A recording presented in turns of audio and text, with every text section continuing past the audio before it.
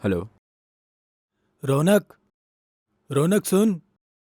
तू अभी मेरे घर आ सकता है क्या? बताना। अरे, क्या हुआ? कोई परेशानी है क्या?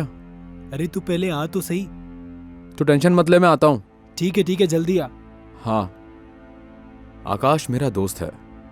स्कूल कॉलेज में हम लोगों ने साथ में ही पढ़ाई की है। यूनिवर्सिटी में मेरा सब्जेक्ट अलग हो गया था, इसलिए हम लोग उसके बाद एक साथ पढ़ाई नहीं कर पाए। हालांकि हमारी दोस्ती पहले की ही तरह अच्छी है।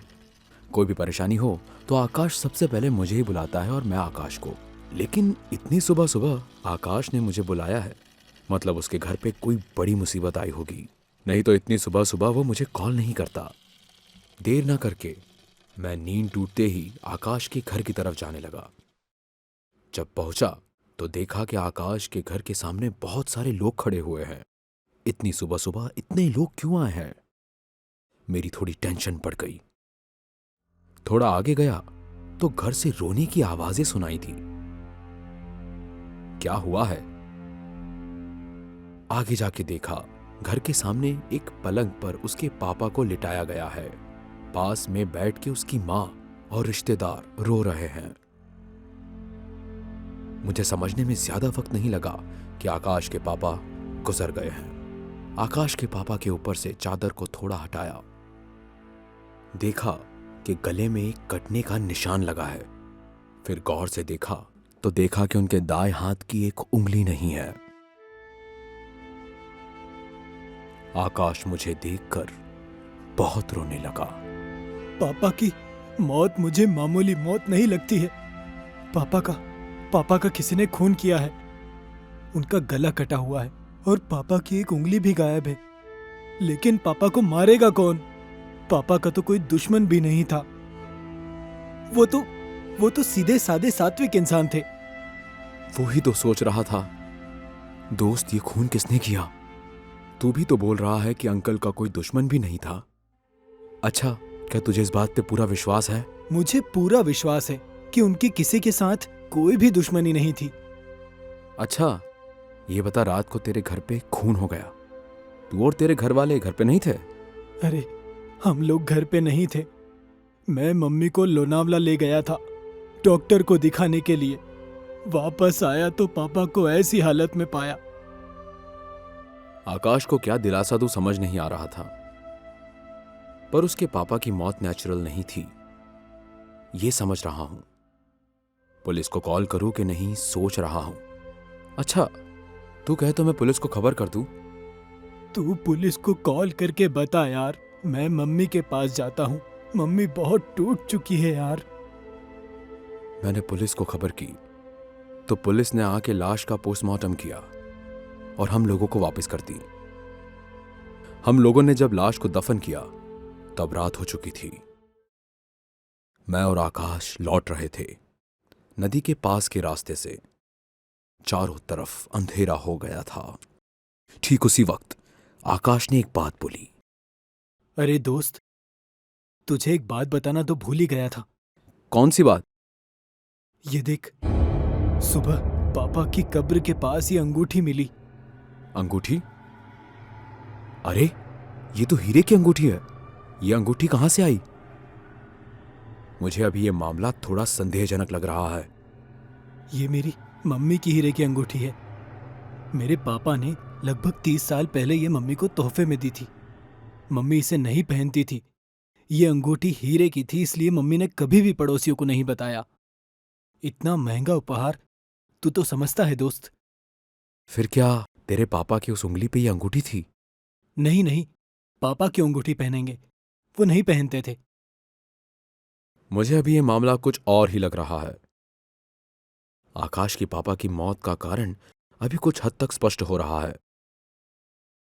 लगता है कल रात को तेरे घर पे चोर आया था। चोर की ये अंगूठी चोरी करते वक्त अंकल की नींद खुल गई होगी। वो जब चोर को पकड़ने गए तब उनके गले और हाथ पर चोट आई। हो सकता है चोर ने ही तेरे पापा को चाकू से मारा हो। लगता है तू ठीक कह रहा है। ये काम चोर ने ही किया है। लेकिन अंगूठी की खबर चोर को कैसे लगी? ये मैं भी सोच रहा हूं। उसके ऊपर जिस उंगली पे शादी की अंगूठी पहनते हैं वो उंगली ही काट ली गई है। चोर कहीं और जगह पे वार ना करके सिर्फ उंगली पर ही क्यों करता? अच्छा, जो उंगली कट गई थी वो कहाँ है? अरे हाँ, ठीक कहा। पापा की लाश के पास तो कोई उंगली नहीं दिखी। चोर अंगूठी ना ले जाकर सिर्फ उंगली ले गया। यह कैसी बात हुई? इस बात को सोचते सोचते मेरे रोंगटे खड़े हो गए। इंसान के हाथ की उंगली कौन काटेगा? अरे, वो क्या गिरा? अरे अरे, ये तो पापा की उंगली लग रही है।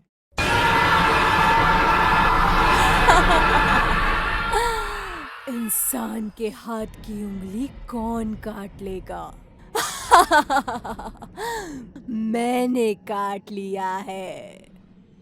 इंसान के रूप में एक जानवर के हाथ का अंगूठा मैंने काट लिया है। ये दृश्य देखकर डर के मारे मेरी सांस फूल रही है। उस तरफ आकाश बेहोश होने की हालत में है।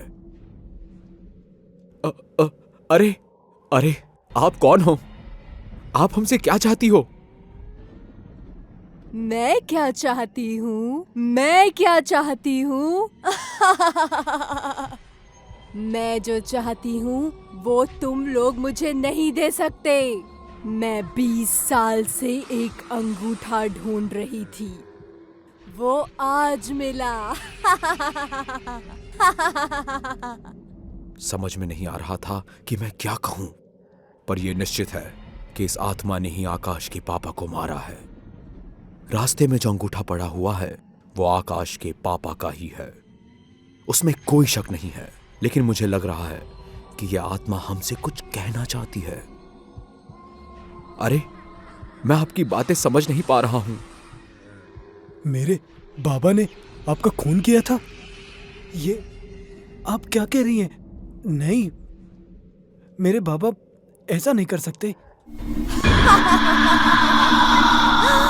लोग वक्त वक्त पे अपना रूप बदलते हैं। इंसान का एक भी रूप हमेशा एक सा नहीं रहता। मैं भी ऐसी नहीं थी। मैं भी जीती जागती इंसान ही थी। अगर जिंदा रहती तो शायद मेरा भी घर परिवार होता। 20 साल पहले तेरे बाबा ने मेरा खून किया था। मैंने उससे जीने की बहुत भीख मांगी थी, पर उसने मुझे बचने नहीं दिया। आज से 20 साल पहले मेरी शादी हुई थी। मैं और मेरा पति शहर से नाव पर घर लौट रहे थे। तब लगभग अंधेरा हो गया था। प्रियतमा मेरी जिंदगी तुम, कहता हूँ मैं ये तुझको, भीतर बाहर मन के अंदर रखता हूँ मैं तुझको ही। वाह, तुम तो गाना बहुत अच्छा गा लेते हो।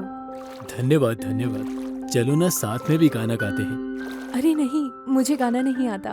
अरे, तुम ये अंगूठी पहन के फिर बाहर आई हो। तुमसे कई बार कहा है ना कि अंगूठी पहन के बाहर मत निकलना। कुछ खतरे की भी तो संभावना होती है।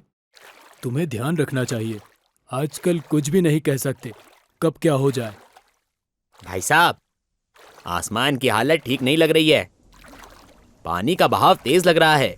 बारिश भी आ गई है। फिर कोई एक किनारा देखकर नाव को लगा दो।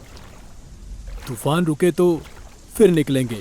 ऐसे मौसम में नदी में रहना ठीक नहीं लग रहा है। मैं भी वही सोच रहा था साहब।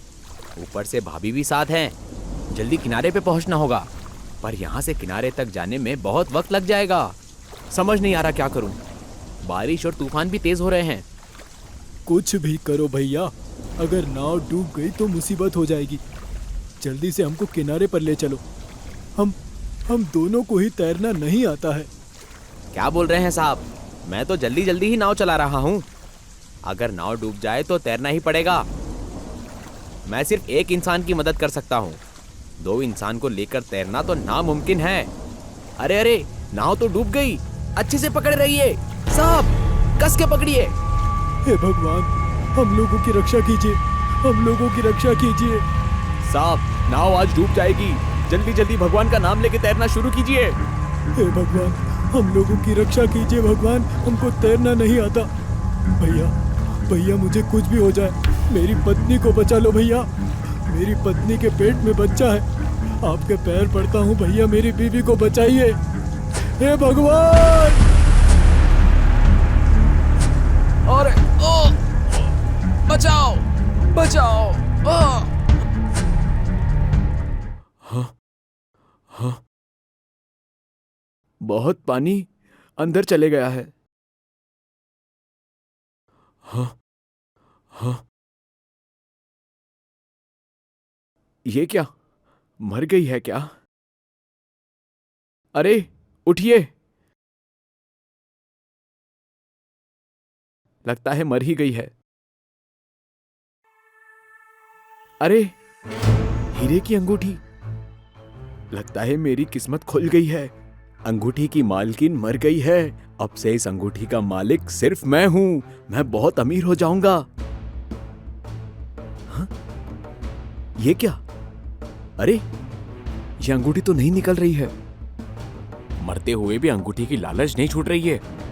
ये दे दीजिए मुझे, बोल रहा हूं मैं, दे दीजिए मुझे, नहीं तो मैं मार डालूंगा। रुकिए, मजा चखाता हूं। आज मैं आपको मार ही डालूंगा। अंगूठी दे दीजिए। अब ठीक है, अब ये मर गई है। अरे ये क्या है, अभी भी नहीं खुल रही है। ये उंगली तो और कड़क होते जा रही है। मुझे ये उंगली ही ले जानी पड़ेगी।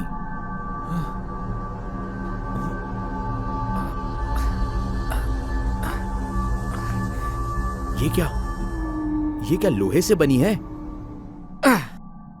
इसकी उंगली पे कुछ नहीं हो रहा है, कट ही नहीं रही है। निकल निकल, ये हुआ, हाथ में आ गई। तेरे पापा ने मुझे मार कर उंगली समेत मेरी अंगूठी लेकर चले गए।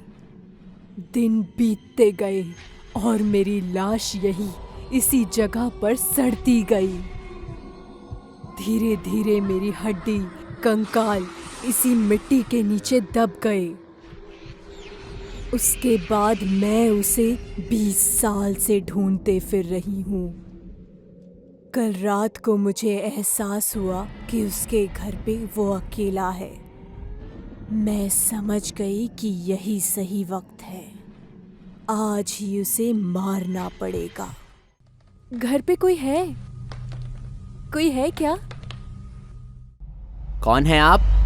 इतनी रात गए यहाँ पे क्या कर रही हैं? बहुत दूर से आई हूँ भैया। चलते चलते बहुत थक चुकी हूँ। पास में पैसे भी नहीं हैं। 2 दिनों से बहुत भूखी हूँ। मुझे थोड़ा खाना दे सकते हैं क्या?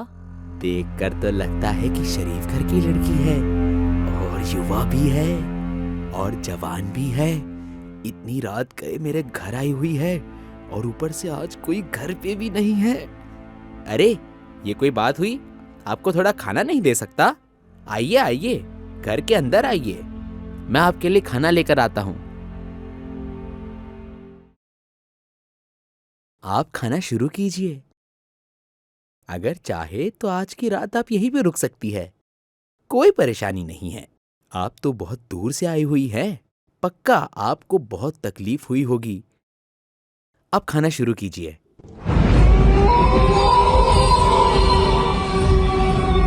ये क्या है? आपके हाथ की एक उंगली कटी हुई है। आपकी उंगली किसने काटी है? जानना चाहते हैं कि किसने काटा है? हाँ बिल्कुल, किसने काटा है? तूने काटा है।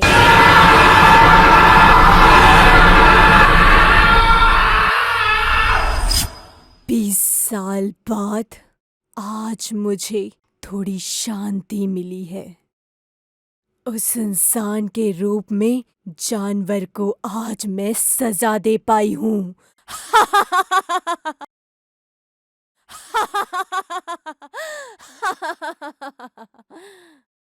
उस आत्मा की बात सुनकर मेरा दोस्त आकाश हैरान हो गया। मैं और आकाश दोनों ही कुछ देर के बाद बेहोश हो गए। पर मैं पहली बार इतने करीब से एक आत्मा की आत्मकथा जान पाया। हर एक आत्मा के रूप के पीछे जो तकलीफ और घाव छिपा रहता है, वो आज मुझे पता चला।